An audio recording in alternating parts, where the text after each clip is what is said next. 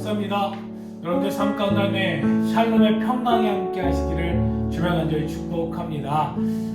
일주일 행복하게 사시길 주며 간절히 축복합니다. 많이 어렵지요. 코로나로 인해서 복잡하기도 하고 또 교회가 또 어려움을 겪고 있습니다.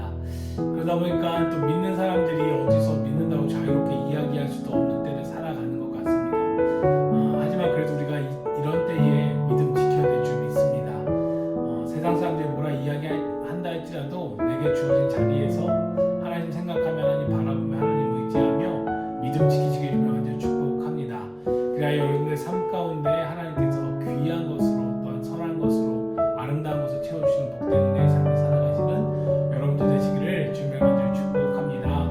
오늘 시편 6편의 말씀을 함께 나누려고 합니다. 시편 6편의 말씀은 다윗이 왕이 되어서 자신의 충실한 신하였던 우리아의 아내 밧세바를 취하여 일어난 죄에 대한 고통과 그 죄에 대한 회개를 고백하고 있는 것이 바로 시편 6편의 말씀입니다. 여러분들 우리가 시편 6편의 말씀을 함께 앞에서 들어보았는데요. 그 말씀을 보면서 우리가 기억해야 될 것이 있습니다. 그것은 첫 번째는 무엇이냐?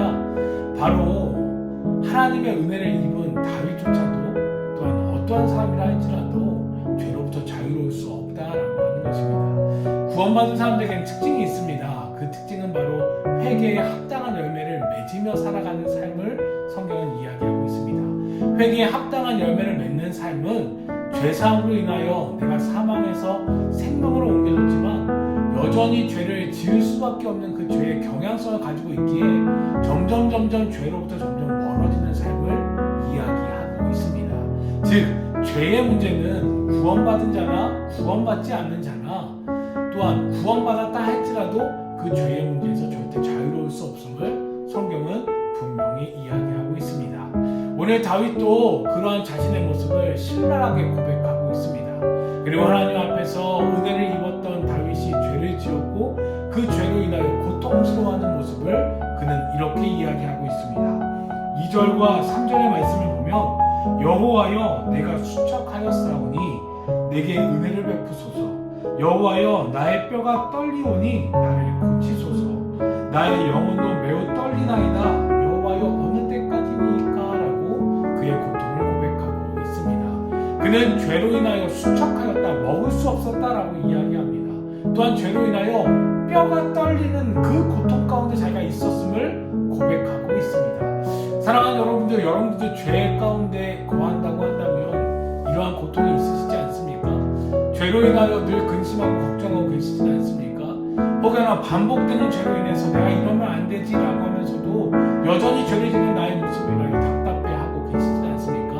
목사인 저도 때로는 제가 짓는 죄, 반복해서 짓는 죄로 인하여 늘 고통스러워하고 힘들어할 때가 있습니다.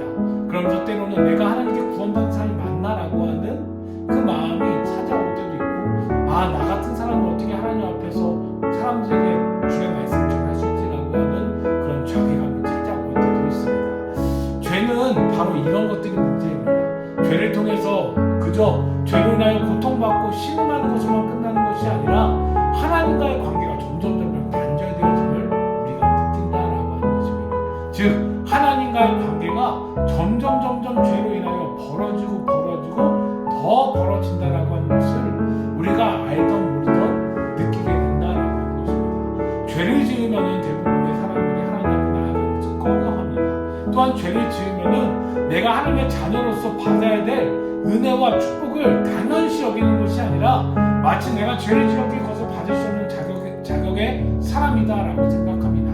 그런데 성경은 그렇게 이야기하고 있지 않습니다. 내가 하나님께 구원을 받았다고 한다면은 그 구원받았다는 이유 하나만으로, 하나님의 자녀가 됐다라고 하는 그 이유 하나만으로도 내게 하나님의 은혜와 복이 주어짐을 성경은 누누이 이야기하고 있다라고 하는 것입니다. 그런데 죄라고 하는 것이 우리 가운데 들어올 때에 그 죄로 인하여 우리는 이런 하나님과의 복된 관계, 은혜의 관계가 점점 끊어지고 내 머릿속에선 죄로 인하여 하나님의 자녀됨의 그 놀라운 은혜를 점점 흐릿하게 잊혀간다라고 하는 것입니다.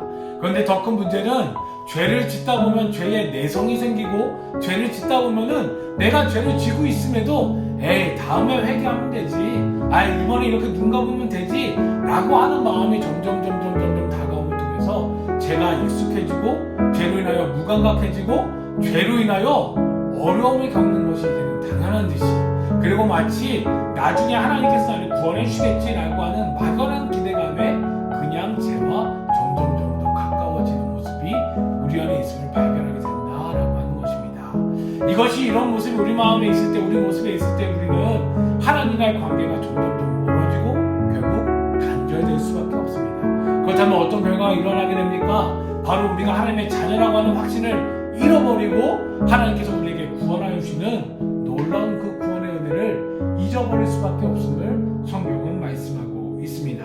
그래서 다윗은 4절과 5절에서 이렇게 하나님께 기도하고 있는 것을 볼 수 있습니다. 여호와여 돌아와 나의 영혼을 건지시며 주의 사랑으로 나를 구원하소서. 6절에서 내가 탄식함으로 피곤하여 밤마다 눈물로 내 침상을 띄우며 내 요를 적시나이다 라고 기도하고 있는 것을 볼 수 있습니다. 즉 믿음의 사람 다윗은 자신이 죄로 인하여 하나님과의 관계가 멀어지는 것을 두려워했고, 그것을 두려워했기에 하나님 앞에 엎드려 하나님의 사랑, 즉 날 위한 그 사랑을 의지하여 기도했으며, 그것을 위하여 밤낮으로 침상에 엎드려 요가 젖을 정도로 뜨겁게 회개 기도했음을 성경은 말씀하고 있습니다. 결국 그렇게 기도했던 다윗을 하나님께서 어떻게 하셨습니까?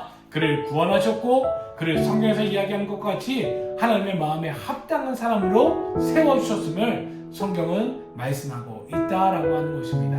우리는 여기서 기억해야 될 줄 믿습니다. 우리는 이제 살아갈 때에 구원받은 자로서 절대 죄와 타협해서는 안 된다라고 하는 것을 기억해야 될 줄 믿습니다. 우리가 죄 가운데 거한다고 한다면 그 죄를 깨달은 그 순간 그 죄로부터 벗어나야 될 줄 믿습니다. 그 죄로부터 우리가 어떻게 해서든 벗어나기 위하여 몸부림치며 애써야 될 줄 믿습니다.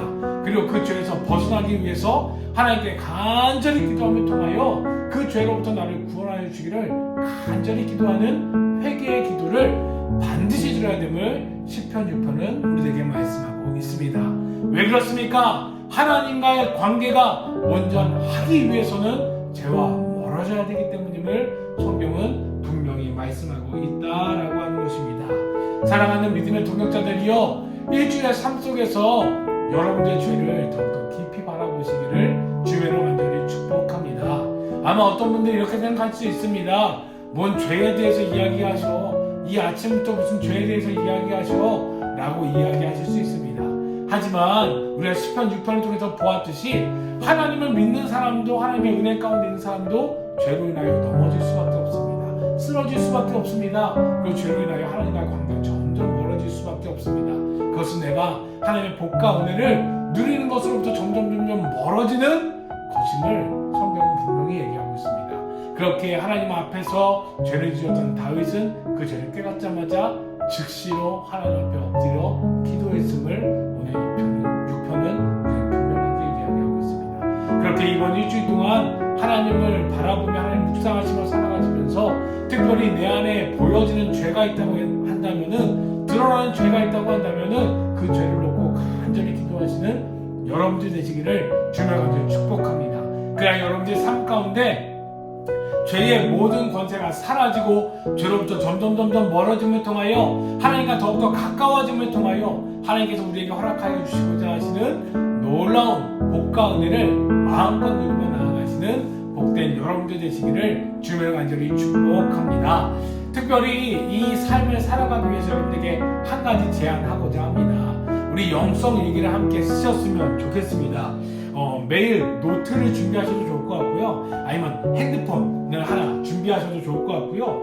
핸드폰의 메모 어플에다가 매일 저녁에 들어오셔서 오늘 어떻게 살아가셨는지 적으시면 좋을 것 같습니다.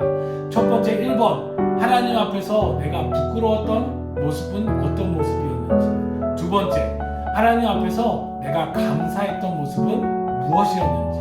세 번째, 그래서 하나님 앞에서 내가 내일은 이렇게 살게 하여 주옵소서 라고 하는 기도를 적으시면 좋을 것 같습니다. 그리고 그것을 매일 적으시고 저녁마다 보시고 아침마다 보시고 하루를 시작하시면서 아 내가 어젠 이랬지, 아 맞아 내가 어제 이랬구나, 하나님의 은혜가 있었구나, 오늘 이렇게 살기로 했지 라고 하고 결단하며 여러분의 삶을 체크하시고 확인하시면 통하여 죄와는 점점 더 멀어지고 하나님과는 점점 더 가까워지시는 복된 여러분들 되시기를 주님의 간절히 축복합니다.